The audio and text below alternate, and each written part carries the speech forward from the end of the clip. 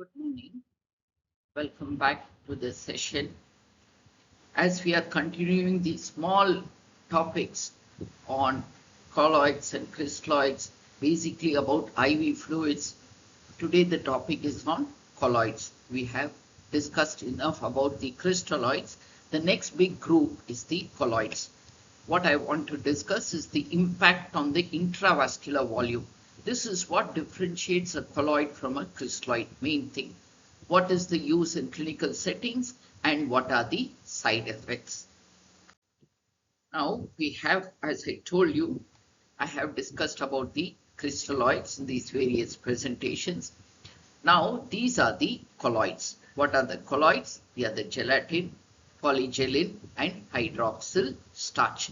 Now it's only the starch comes without sodium, whereas the other two colloids also have some amount of electrolytes in them. This differentiation you must know because it will come in the multiple choice.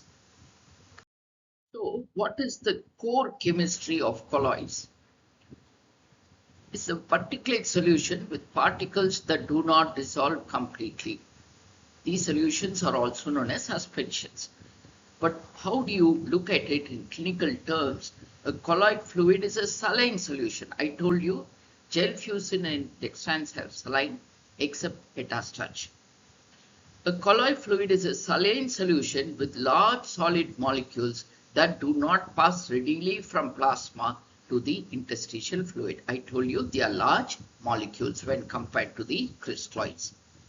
The retained molecules in a colloid fluid create an osmotic force or oncotic pressure that holds water in the vascular compartment. We'll come to again this oncotic pressure in the next slide. So when we talk about crystalloids, we talk about osmolarity. But when we talk about colloids, we talk about oncotic pressure. Actually, this is the USP of colloids, whereas crystalloids have osmolarity as their USP. Not only that, their pH also is a big point to be taken care of. So you can look at the various oncotic pressures. They have been attached as from the highest oncotic pressure to the lowest oncotic pressure. Now, what do they do? The plasma to infusate volume.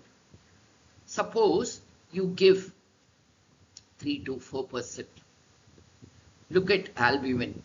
It is 1.3. That means you give 100 ml albumin, it will remain 100 ml in the intravascular compartment. But when you give 25% albumin 100 ml, there is a 300 ml of fluid in the intravascular compartment.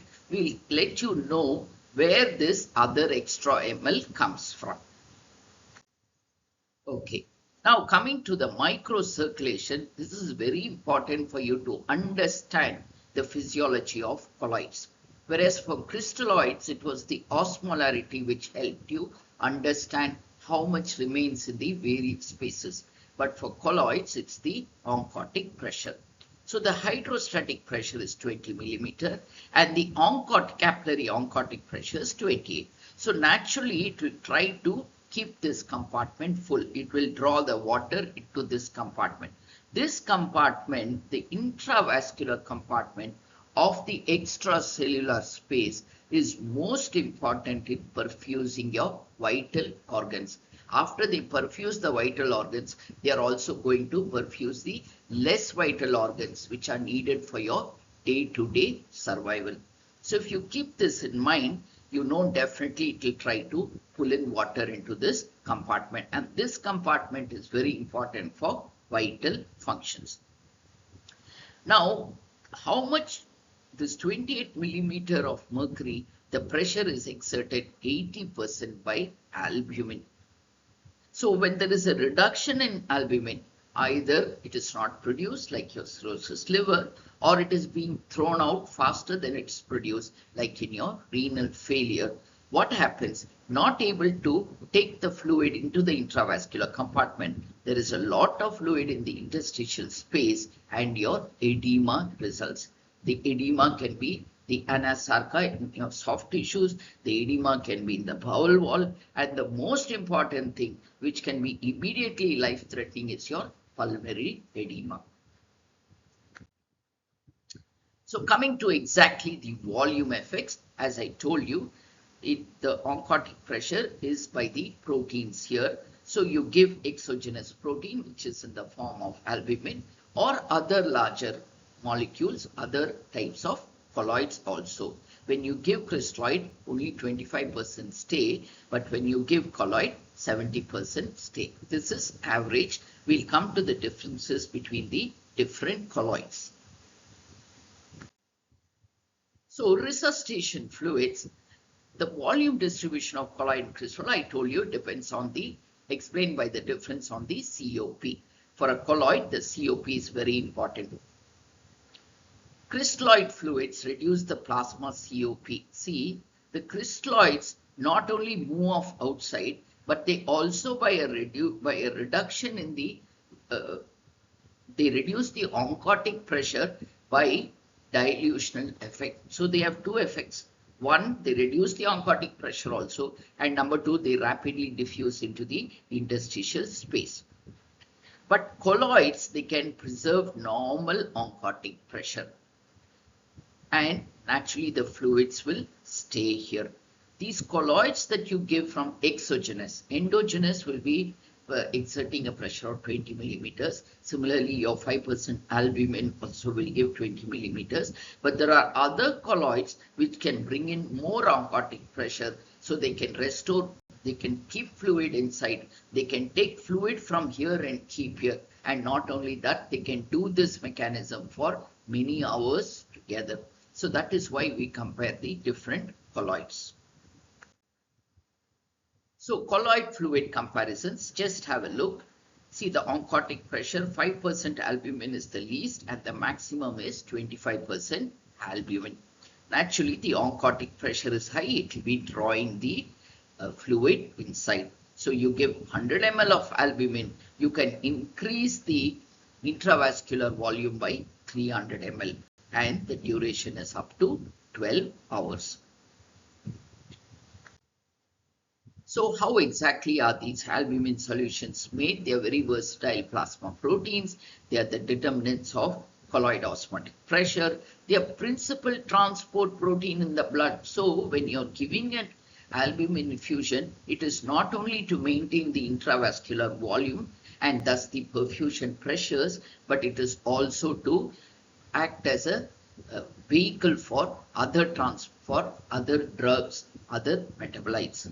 It also has antioxidant properties and it maintains the fluidity of blood by inhibiting platelet aggregates. So it also acts as a mild anticoagulant.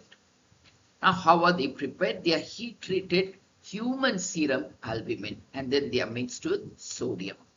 You also get sodium-free albumin in patients who have a tendency to retain sodium, like your cirrhosis liver and the renal failure. You can give free albumin. The volume begins to dissipate after 6 hours and can be lost after 12 hours, so you need a top-up. Now, 5% albumin is safe to use as a resuscitation fluid, except possibly in traumatic head injury. So you can use it in resuscitation for shock, in trauma, etc. Coming to the next colloid, which is your hydroxyethyl starch. They are chemically modified polysaccharides. They have long chains of branch glucose polymers and they resist enzymatic degradation. It's not easy to break those polymers like the way you break down glucose and fructose in your bloodstream. How do they get eliminated? By amylase enzymes. They keep on cleaving them unless the molecule becomes so small that it can be filtered by the kidneys. So you have high molecular weight, medium molecular weight and low molecular weight for hydroxyethyl starch. They have prolonged, naturally the high molecular weight will have very prolonged action because they need a step down degradation. Now, most important, they can also impair homeostasis. hemostasis, homeostasis, because they act on factor 7, von Willebrand factor, and also platelet adhesiveness. So they act on 3 factors in the cascade. So when you act on 3 factors in a cascade, the effect is likely to be a mathematical progression. So you have to keep that in mind. Whereas albumin is acting only on platelet adhesions. So the bleeding disorder with albumin is far less than that of hetastarch. So now this is a resuscitation and progress. This is in HIMSS hospital. We had a patient with upper GI bleeding, and you can see the hetastarch bottle here. Now I could not take a close-up, nor could I enlarge the photograph, but here you have this hetastarch. It also contains sodium chloride. We talked enough about hetastarch in the previous slide. Now the next group will be the dextrans. So we talked about albumin, hetastarch, and the dextrans. They are also glucose polymers, but they are produced by a bacterium. That you must keep in mind. They can be 10% or they can be even 6%. But whatever it is, they will need sodium chloride as a diluent. All this will be premixed when it comes from the manufacturer end. Now the colloid osmotic pressure is 40. See, it is more than hetastarch and albumin. So it is arranged in descending order by the osmotic pressure. So dextrans produce a dose-related bleeding tendency. What can you do? Keep the dose low. They coat the surface of red blood cells, so cross-matching will be a problem. So in the lab, when you send, see, these are very practical issues. When you send blood for cross-matching on a patient who's at dextrose, please mention in your notes and even call up the blood bank. They will wash the red cells. Otherwise, they will have no idea that you have used dextran. They increase the ESR because of their reactions with red blood cells. So when you get a very high ESR and not explainable, see whether the patient has received dextran. Dextrans have been associated with osmotically mediated renal injury. Anaphylactic reactions once common with dextrans are no more found. They are found only in 0.03 infusions. So that is it. It's a very brief on colloids. In case you want to have more depth on colloids in a very simple, understandable and a doable MCQ way, please visit Paul Marino's ICU book. In fact, I might load it into the Telegram channel. It's a very, very nice book to get a very nice insight into applied physiology. Not only applied physiology, into applied physiology in the intensive and acute care setup. Thank you. As usual, I ask you to subscribe, share and like, and please do join my Telegram channel and partake in the quiz. Thank you.